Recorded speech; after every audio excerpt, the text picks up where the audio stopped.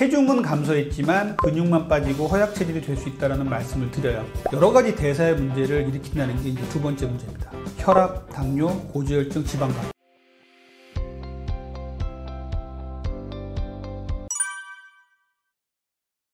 자, 적게 먹고 운동하는 방법은 아마도 산업화 시대 이전에는 아마 통했을 거예요. 그런데 이제는 적게 먹고 운동하면요, 살이 빠지는 게 아니고 체중은 감소했지만 근육만 빠지고 허약 체질이 될 수 있다는 말씀을 드려요. 우리가 현재 가장 크게 비만을 얘기하는 큰 모델이 있어요. 이게 칼로리 모델이 있고요. 또 하나는 탄수화물과 인슐린 모델이 있습니다. 칼로리 모델은 결국은 칼로리가 많은 음식을 먹으면 살이 찌고요. 칼로리를 적게 먹으면 살이 빠진다는 이론이고, 또 하나는 당 지수가 높은 정제된 탄수화물을 많이 먹으면 인슐린이 폭발적으로 나와서 살이 찌게 만들고, 당 지수가 낮은 음식을 먹으면 인슐린이 적게 나와서 살이 빠진다는 이 두 가지 이론을 주축으로 하고 있어요. 이 이론이 어떤 게 맞다, 어떤 게 우위에 있다라고는 아직 정립이 된 상황은 아니지만 이런 부분이 있다는 거를 간과를 하면 안 되고요. 그렇기 때문에 적게 먹는다고 해서 적게 먹는 거를 무조건 적게 먹으면서도 아주 좋은 음식을 먹는다면 물론 살이 빠지고 건강해지겠지만,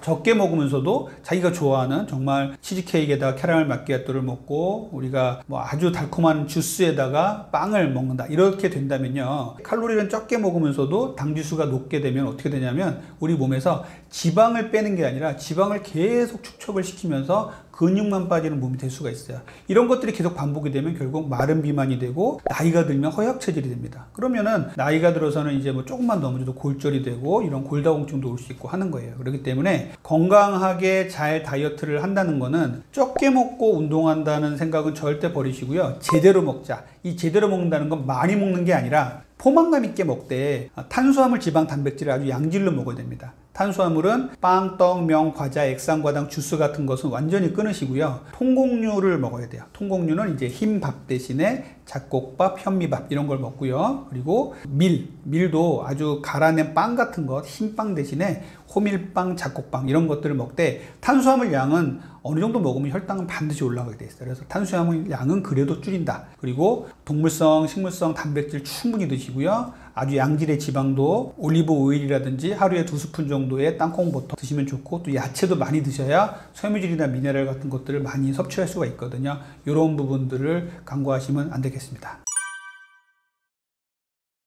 마른 비만은 원칙적으로는 의학용어는 아닙니다. 그런데 우리가 흔히 쓰고 있는 거고요. 마른 비만은 우리가 외모적으로 봤을 때는 별로 비만이 아닌 것 같은데, 이제 분석을 해보면은, 체성분 검사를 해보면은 근육은 너무 적고 지방은 많고 그 지방이 또 내장 지방에 모여 있고, 이런 분들을 얘기하는 거예요. 우리나라 지금 청소년들부터 20대 여성들, 그리고 40, 50대 되는 중년 여성분들에게 아주 많이 증가하고 있어요. 이것을 공식적으로 통계를 내고 연구를 한 바가 없어서 제가 거기에 대해서는 통계로 말씀을 못 드리겠지만, 제가 보는 환자분들 중에 10명 중에 2~3명 정도는 마른 비만 환자들이 있습니다. 몇 년 전 연구긴 하지만 여대생을 대상으로 한 연구에서 10명 중에 3명은 마른 비만이라는 연구도 있었어요. 마른 비만의 가장 큰 문제는 뭐냐면요, 간과한다는 거예요. 무시한다는 거. 뚱뚱한 사람들은요, 자기 몸에 문제가 왔을 거라고 생각을 하고 걱정이라도 합니다. 남자분들은 병원에 안 가더라도 걱정이라도 하는데, 이분들은요 걱정을 안 해요. 왜냐하면 옷을 입어도 별로 태가 안 나고 남들한테 비만이라고 놀림받아 본 적도 없거든요. 근데 검사를 해보면은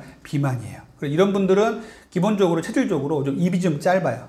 그래서 적게 먹는 분들인데, 주로 단백질, 고기 같은 거 별로 안 좋아하고 주로 먹으면은 탄수화물 위주, 아주 흰 밥에다가 면, 빵떡면 이런 것들로 식사를 많이 하시고, 또 되게 예민해요. 스트레스도 많고 그러다 보니까 잠을 잘 못 자요. 대사의 유연성이 떨어지다 보니까 자꾸만 지방이 축적이 되고 근육이 떨어지는 이런 몸으로 되는 겁니다. 그래서 이렇게 마른 비만의 문제는, 가장 큰 문제가 뭐냐면 스스로 자각을 하지 못하기 때문에 이것을 문제라고 보지 못한다는 거예요. 근데 이것이 계속 반복되다 보면 여러 가지 대사의 문제를 일으킨다는 게 이제 두 번째 문제입니다. 혈압, 당뇨, 고지혈증, 지방간. 나는 이렇게 말랐는데 왜 당뇨가 와요? 마른 당뇨죠. 나는 이렇게 말랐는데 콜레스테롤이 왜 이렇게 높아요? 이런 분들 아주 많이 만나거든요. 그러니까 이런 분들은 결국은 내장 비만이 많이 쌓여 있어요. 그리고 근육이 적다 보니까 다이어트가 정말 힘들어요. 조금만 다이어트를 한다고 하면요, 근육만 쭉쭉 빠지고 지방 하나도 안 빠져요. 면역력이 많이 떨어져 있기 때문에 건강을 위협할 수가 있습니다. 그래서 조금만 다이어트 하면 여기저기 아프다, 감기가 쉽게 걸렸다. 심하면 대상포진까지 걸렸다. 연락이 와서 병원에 못 오겠다. 이런 분들 많이 계시거든요. 마른 비만에 이제 나이가 점점점 들면 제가 항상 말씀드려요.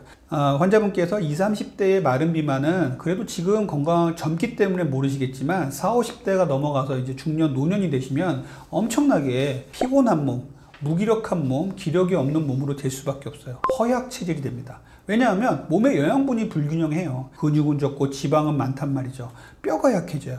골다공증이 옵니다. 단백질은 우리 몸에 뼈를 구성하는 아주 중요한 성분이에요. 그렇기 때문에 노년기에 단백질이 부족해지고 근육이 부족해지면 골다공증이 와요. 조금만 넘어져도 골절이 옵니다. 골절이 되면 어떻게 해요? 병원에 누워 있어요. 병원에 누워 있으면 근육이 또 빠져요. 이게 계속 악순환되는 거예요. 그래서 이 마른 비만의 문제는 이렇게 정말 심각하거든요. 그런데 정말 몰라요. 젊은 시절에는 마른 비만 환자들은 비키니를 입어도 나는 문제가 없어라고 생각하면서 그냥 지내시기 마련입니다. 그렇기 때문에 반드시 자기가 겉으로 봐서 나는 비만이 아니야 생각하지 마시고 체성분 검사 요즘 뭐 아주 많이 있잖아요. 그래서 헬스클럽에 가도 있고 병원에도 있으니까 체성분 검사를 해서 내가 근육이 적다는 분들은 지금부터라도 정말 0.5kg라도 근육을 늘리기 위해서 노력을 하셔야 돼요. 정말 지금 자기가 갖고 있는 근육량이 최고의 근육량이다라고 말씀하시는 선생님들이 계세요. 그 정도로 근육 0.5kg 늘리는 게요, 지방 5kg 빼는 것보다 더 힘듭니다. 그래서 지금부터라도 마른 비만을 극복하기 위해서 노력을 좀 많이 해주셔야 돼요.